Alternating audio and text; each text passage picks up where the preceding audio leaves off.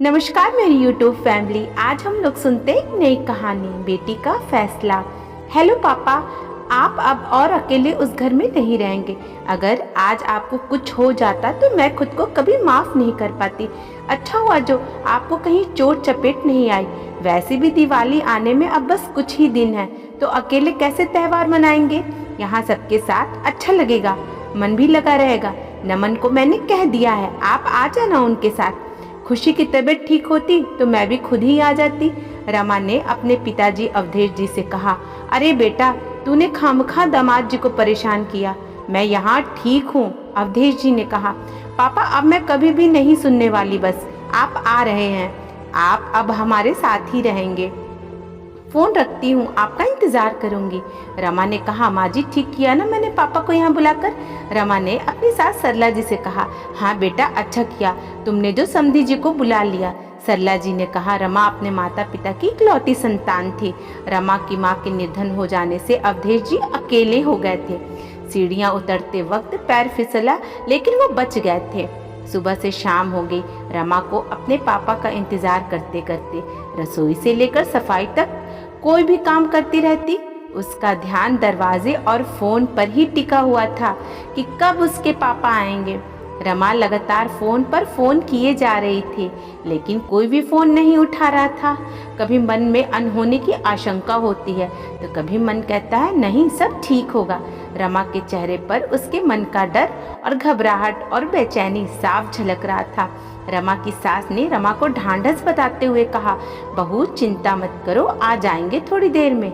हाँ माँ जी, लेकिन सिर्फ 3 घंटे ही तो लगते हैं। यहाँ तो सुबह से शाम हो गई और कोई फोन भी नहीं उठा रहा है, इसलिए मन बेचैन हो रहा है, रमा ने कहा। तभी दरवाजे की घंटी बजी। रमा सोफे से उठकर भाग के दरवाजा खोलने गई। देखा सामने नमन थे सिर्फ। रमा नमन के अगल बगल झांकने लगी। तभी नमन ने कहा, अब घर के अंदर भी आने दोगे मुझे। हाँ नमन, आओ ना, पापा कहाँ हैं। रमा ने कहा, जहाँ होना चाहिए। कहाँ? नमन ने कहा, मतलब? रमा ने गुस्से भरे स्वर में पूछा, वहीं वृद्धाश्रम में छोड़कर आया हूँ। जो बात तुम नहीं समझी वो तुम्हारे पिताजी समझ गए और तैयार हो गए आश्रम जाने के लिए। नमन ने कहा, नमन तुम पागल हो चुके हो। मैंने तुम्हें मना किया था कि तुम वृद्धाश्रम की बात मेरे पापा से नहीं करोगे।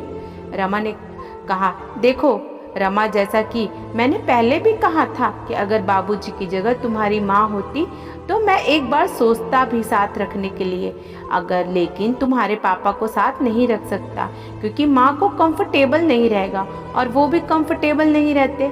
समझी? ये क्या बात हुई नमन? तुम्हारे लिए तुम्हारी माँ सब कुछ और मेरे पापा कुछ भी नहीं।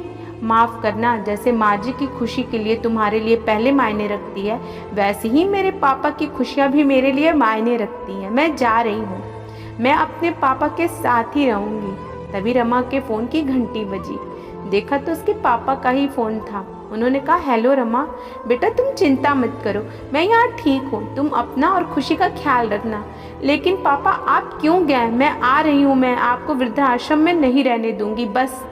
रमा आंखों से बहते आंसू पोंछते हुए कह रही थी, तुझे मेरी कसम है बेटा, तू अपना घर संसार संभाल।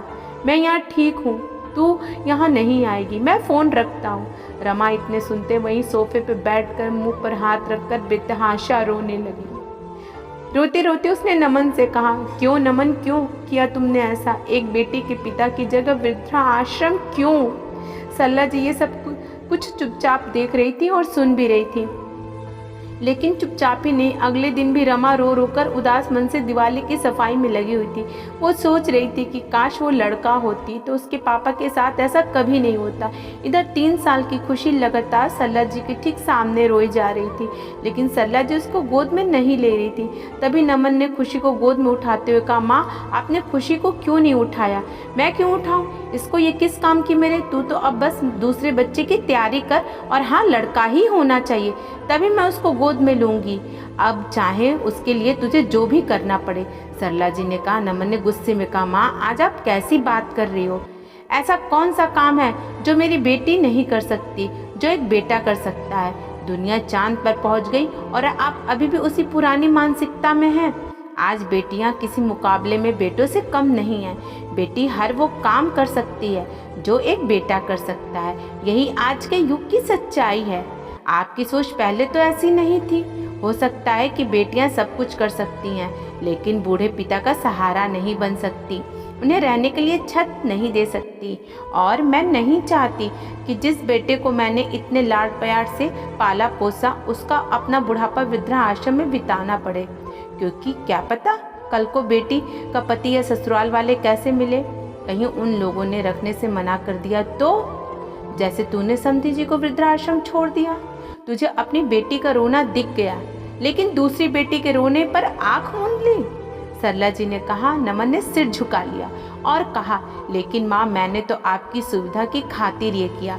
नमन, तू मुझसे पूछना जरूरी भी नहीं समझा? उनके रहने से मुझे असुविधा क्यों होती? माता पिता को बुढ़ापे में अगर बच्चे सहारा नहीं देंगे तो कौन देगा? समधी जी के यहाँ रहने से मुझे कोई समस्या नहीं है। ये तो तेरी सोच का फर्क है बेटा, वरना उनके रहने से तो हम सबको सुविधा ही रहती। अंदर बाहर के छोटे मोटे काम तो समधी जी कर ही लेते हैं। वो बुजुर्ग हुए, लाचार नहीं। परिवार होते हुए भी तुमने उन्हें अकेला कर दिया। थोड़ा सोच कर देख बेटा, अगर तू आज समधी जी की जगह होता तो तुझे कैसा लगता?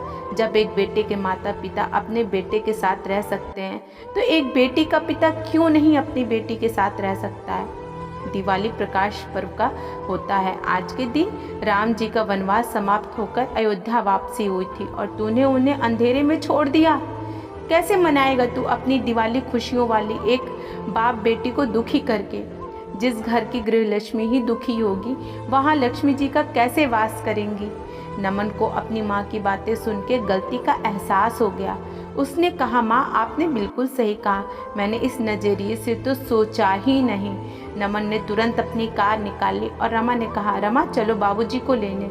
नमन पूरे परिवार के साथ वृद्धाश्रम पहुंचा तो देखा कि अवधेश जी चुपचाप अकेले कुर्सी पर बैठे पौधों को एकटक ध्यान से देख रहे थे। रमा दौड़कर अपने पिता के गले लग गई और नमन ने भी अपने व्यवहार के लिए माफ़ी मांगी और घर चलने के लिए कहा। तो अवधेश जी ने कहा, मैं यहाँ ठीक हूँ, आराम से हूँ, आप लोग चिंता मत कीजिए। तभी सुधा जी ने कहा, समधी जी, लेकिन हम तो आराम से नहीं हैं, आप संकोच ना करें, वो घर भी आपका है। और सभी लोग एक साथ घर आ गए। तब रमा ने कहा, माँ जी, आपका बहुत बहुत धन्यवाद, आपने मुझे दिवाली का अनमोल उपहार दिया है। आपको मेरी कहानी कैसी लगी ज़रूर बताइएगा और पसंद आए तो लाइक, कमेंट और शेयर कीजिएगा।